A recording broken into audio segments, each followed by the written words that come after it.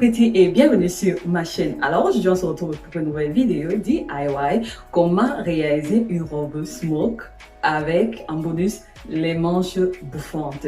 J'avais réalisé une robe similaire lors du challenge couture chez Perle Rare. Je ne sais pas de qui il s'agit. En fait, Perle Rare, c'est un groupe fermé sur Facebook. Nous partageons nos créations. Je vais laisser une vidéo en bas de description qui va t'expliquer en gros qui est Perle Rare, qu'est-ce qu'on fait là-bas et tu le sauras également.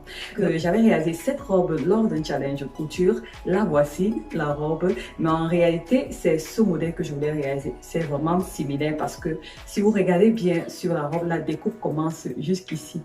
Parce que j'avais en idée de réaliser quelque chose avec du smoke, vraiment toute la devanture, mais sauf que ce jour-là, je n'avais pas assez de fil élastique, donc je n'avais que pu réaliser, je pense, 4 lignes ici, donc du coup je me suis arrêtée là et le reste j'ai dû improviser. Nombreux d'entre vous m'avaient demandé, mais Irène, s'il te plaît, comment est-ce que tu as réalisé la robe et les manches et tout, et j'ai une vidéo où je vous montre comment réaliser les manches bouffantes. Donc laisse la vidéo en bas de description ou en barre de commentaires, cliquez la vidéo, celles qui n'ont pas encore regardé, et vous allez la regarder, facile à faire, rapide et vraiment stylé. Donc voilà, aujourd'hui je vais juste partager avec vous comment est-ce que j'ai réalisé tout ceci. En fait, c'est le haut, c'est-à-dire cette partie du haut qui est très importante. En bas, vous ajoutez tout ce que vous voulez, patineuse, droite, vasée, vous ajoutez tout, pantalon, jumpsuit, vous faites tout ce que vous voulez avec pour le bas de la robe. Donc voilà, j'espère que la vidéo va vous plaire et surtout qu'elle vous sera utile et surtout que vous allez apprendre quelque chose avec cette technique de smoke qui est vraiment géniale pour nous qui avons le tissu wax et ça donne vraiment un autre rendu. Et voilà quoi, place au tutoriel. Pour ce tutoriel, nous aurons besoin d'un patron de corsage de base, le devant et le dos. Nous aurons également besoin d'un patron de jupe de base. Celles qui n'ont pas encore regardé cette vidéo, je vous en prie, je vais laisser le lien en bas de description. Il faut aller la regarder, c'est facile à réaliser.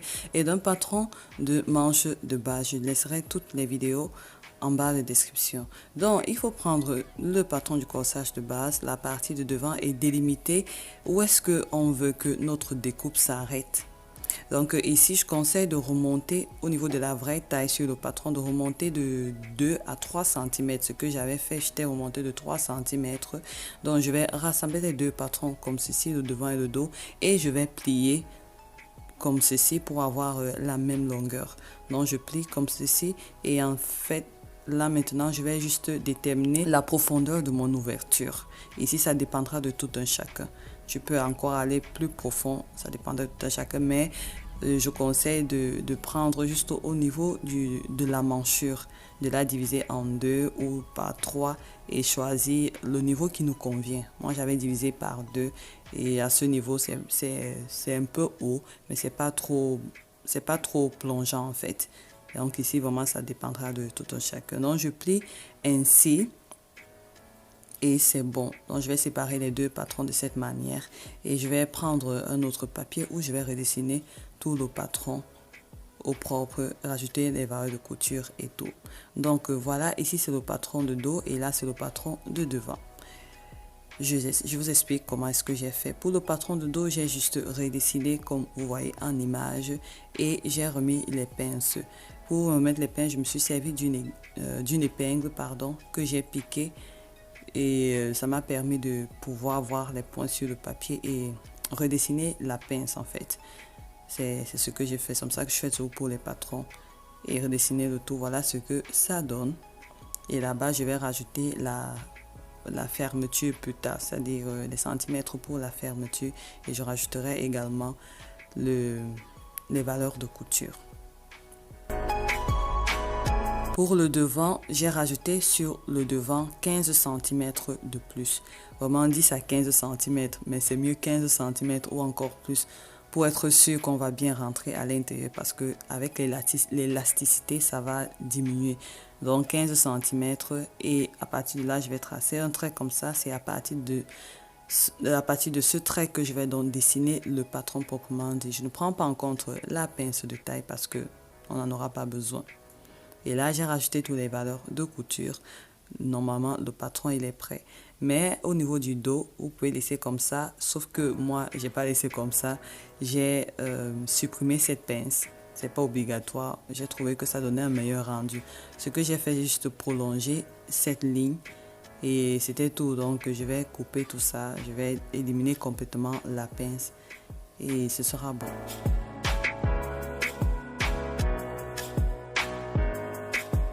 Je vais annoter le milieu dos qui sera coupé 2 fois et le côté dos qui sera coupé 2 fois. N'oubliez pas d'annoter, c'est très important pour ne pas se tromper après. Donc voilà, le patron devant, il est prêt.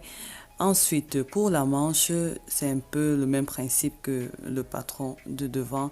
J'ai rajouté également 15 cm. Ici, vraiment 10 à 15 cm. Plus les centimètres en avance seront grands, plus vous aurez une manche très volumineuse.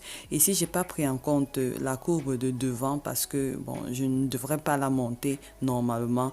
C'est pour cela que j'ai laissé. J'ai juste pris en compte la courbe de dos qui est moins rentrée à l'intérieur et j'ai suivi la forme. Bref, c'était tout. J'ai rajouté les valeurs de couture et ce sera au pli et on aura besoin de 2 manches pareil. Ensuite, pour la jupe, j'ai juste repris ma jupe de base que j'ai recopiée. J'ai rajouté les valeurs de couture. Là, c'est le devant qui sera au pli. On aura besoin d'une pièce. J'ai placé les pinces parce que ma jupe, elle a les pinces. Et mélanger avec le top du haut, ce qui sera froncé. Ça va donner quelque chose comme ça. Pour le dos également, j'ai recopié mon patron de base. J'ai rajouté juste les valeurs de couture pour la fermeture, prévu pour la fermeture et la fente. Donc lorsqu'on va mélanger avec le patron de dos, ça va donner quelque chose comme ça avec une fente à ce niveau. Et de toute façon, avec la découpe au niveau du dos, ça doit coïncider normalement avec la pince. Là, j'ai épinglé tout en papier juste pour vous montrer. Ça doit vraiment coïncider si vous avez bien fait. Donc voilà, tous les patrons sont prêts et maintenant nous pouvons passer à la couture.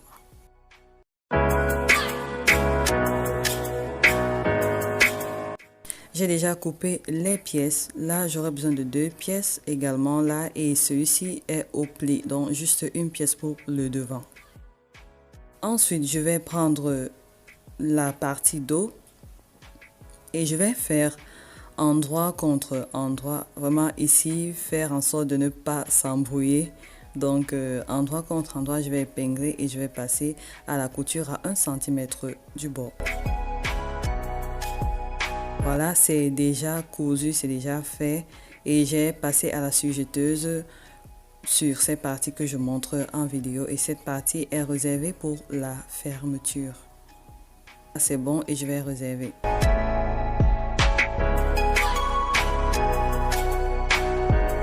J'ai pensé que c'est pas tout le monde qui sait ce que signifie smoke, donc je suis allée chercher. Smoke, en fait, c'est un mot anglais. En fait, les smokes sont des fronces faites à base d'un fil élastique qui vont apporter cet effet extensible au vêtement qui va s'adapter à notre morphologie et le tissu il va froncer au fur et à mesure qu'on va le coudre et cela va apporter un charme au vêtement et ça donne un rendu vraiment génial. Ok, là c'est le devant du patron. Je vais passer ces endroits à la sujeteuse au fil zigzag. Et ici, je vais faire un ourlet de 1 cm environ, 1 cm environ. Voici mon fil élastique. Il vient en différentes couleurs.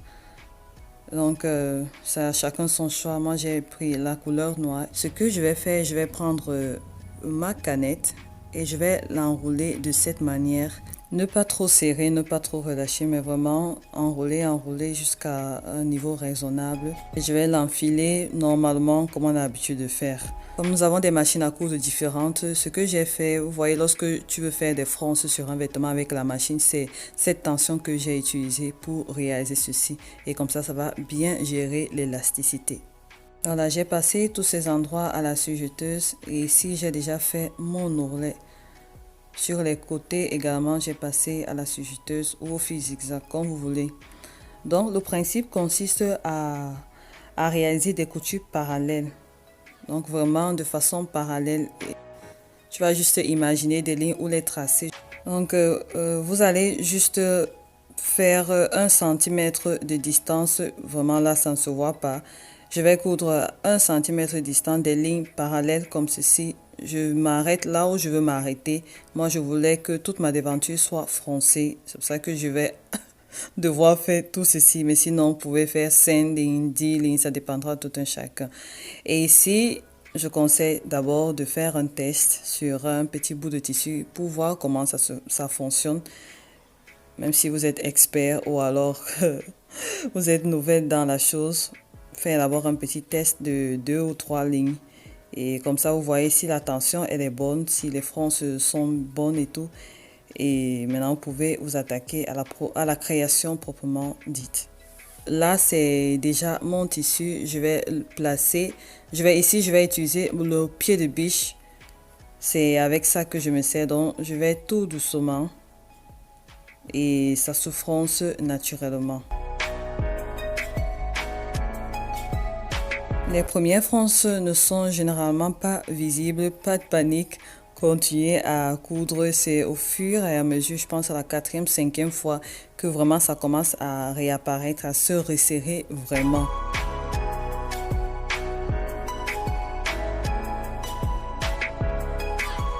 J'étais en train de coudre ceci comme si je cousais un vêtement normal. Donc, arrivé à la fin, je serrais le fil. Donc, je retournais en arrière, un peu comme on coud une création normale. Au début également, c'est ce que je faisais pour serrer le fil pour que ça ne se détache pas. Sinon, j'ai vu d'autres qui attachent à la main. Mais voilà ce que ça donne. C'est vraiment élastique et il fallait faire le tour. Et voilà, le résultat, c'est incroyable. Transformation. Vraiment, il faut souffrir pour être belle. Le rendu est vraiment génial et c'est élastique. Pour les fils, je vais les couper. Comme j'ai dit, moi, j'ai déjà serré à la machine à coudre. Pour ceux qui n'ont pas serré, j'ai vu d'autres, ils attachent ces fils. Donc, tu vas attacher les fils au niveau des bouts avant de les couper. Donc, après, prendre le fer à repasser et passer juste au niveau de ces endroits, ça va juste encore renforcer l'élasticité, ça va encore rendre plus élastique cette partie. Donc j'ai repassé vraiment tout légèrement et c'est tout. Ensuite, maintenant je vais donc prendre mon patron de dos et je vais faire endroit contre endroit et je vais passer à la couture à 1 cm du bord. Ici c'est déjà cousu, c'est déjà fait. Voilà ce que ça donne. Je vais mettre de côté. J'ai anticipé, j'ai déjà coupé ma jupe droite, je l'ai déjà cousue. J'ai juste laissé l'ouverture au niveau du dos qui va me servir pour la fermeture et la fente. Donc la voici. Donc là, j'ai placé mes pinces devant et mes pinces de dos. Donc, je vais donc placer ma création de cette manière. Le côté endroit est face à moi, donc face à vous. Face à la caméra et je vais prendre le haut de la robe et je vais la disposer de cette façon pour que cela fasse endroit contre endroit, couture contre couture. Ici, la découpe du dos doit coïncider avec la pince de la jupe de dos, si vous avez bien fait. Et les coutures de côté, vraiment que ça coïncide avec les côtés de la jupe, tirez au fur et à mesure lorsque vous allez coudre à cet endroit qui est élastique. Et voilà le rendu final, voici ce que ça donne. C'est un peu élastique au devant là, mais c'est pas grave. Quand on porte, ça prend la forme. Et ici, donc, je vais déterminer la longueur de ma fermeture. Là où je veux qu'elle s'arrête. Et ma fente également, je vais la déterminer. Et la partie qui va rester, je vais coudre à la machine à 1 cm du bord. Là, c'est terminé. Je vais donc prendre ma fermeture que je vais placer de cette manière. J'ai plusieurs vidéos où je montre comment placer une fermeture. Je conseille de placer une fermeture invisible pour un rendu encore pro, top, que ça soit vraiment joli. Ici, je n'avais pas la fermeture invisible à la caméra, mais sinon, j'ai placé une fermeture invisible. Donc, placer la fermeture invisible et voici ce que ça donne. Le rendu est plutôt joli. Donc cette étape terminée, nous allons passer à l'étape suivante. Si jusqu'à ce niveau cette vidéo te plaît, lâche-moi un like et un commentaire, je compte sur toi. À ce niveau, j'essaye de montrer, désolé vraiment pour le cadrage. Donc ici, pour placer la fermeture, lorsque j'ai placé la fermeture, pour bien faire la finition à ce niveau, j'ai plié comme ceci, c'est-à-dire pour que ça fasse endroit contre endroit. Et j'ai passé là à la machine pour fixer cette partie à la fermeture pour qu'elle ne se voie pas sur l'autre bout comme j'ai pas de doublure. Et lorsque je retourne comme ça, c'est bien fait et je vais passer le tout à la machine. Et vraiment, votre dos, j'ai oublié de le mentionner au début, vous pouvez faire la forme que vous voulez. Donc, c'est ce que j'ai fait avant de placer les manches. Je vous conseille également à ce stade-ci d'essayer la robe parce que lorsque j'ai essayé la robe, j'ai constaté que au niveau du devant, là, c'était un peu trop large. Donc, du coup, ce que j'ai fait, j'ai mesuré cette partie et je me suis rendu compte que ma carrure de devant était plus petite. Donc, il fallait que je diminue à cet endroit, sinon lorsque j'allais placer les manches, ça allait vraiment bailler. Donc, ce que j'ai fait, j'ai plié comme ceci en deux. J'ai mesuré ma carrure de devant. J'ai divisé cela en deux et puis je suis venue placer le mètre-ruban à ce niveau pour voir jusqu'où ça arrive.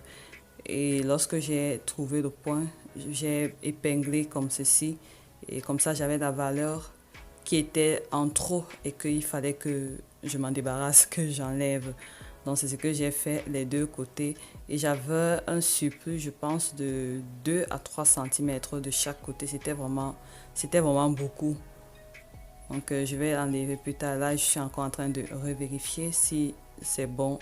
Vraiment, toute la mesure de ma carrure de devant.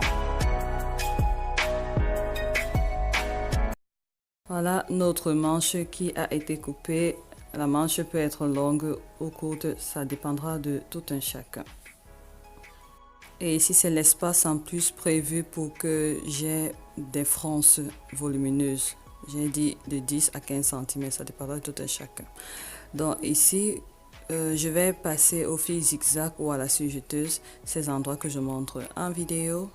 Et j'aurai également quelque chose comme ça pour la bande, pour faire des finitions au niveau de ma manche. La bande dépendra de là où la manche va s'arrêter. La mienne s'arrête au niveau du biceps, pour une personne ça s'arrête au niveau du coude ou alors au niveau du poignet. C'est cette mesure que vous allez prendre. La bande est d'une épaisseur de 10 cm puisque plus tard je vais la replier en deux. Vraiment ici c'est optionnel, ça dépendra de tout un chacun. Et j'ai rajouté 1 cm de valeur de couture de chaque côté pour pouvoir coudre à ce niveau. Et voilà, quand c'est cousu, ce que j'ai fait, j'ai d'abord essayé jusqu'au niveau là où je veux que ça s'arrête. Lorsque j'étais satisfaite, j'ai donc réservé. Je vous invite à aller regarder la vidéo sur la manche bouffante. Là-bas, je montre comment la couper, comment faire les finitions.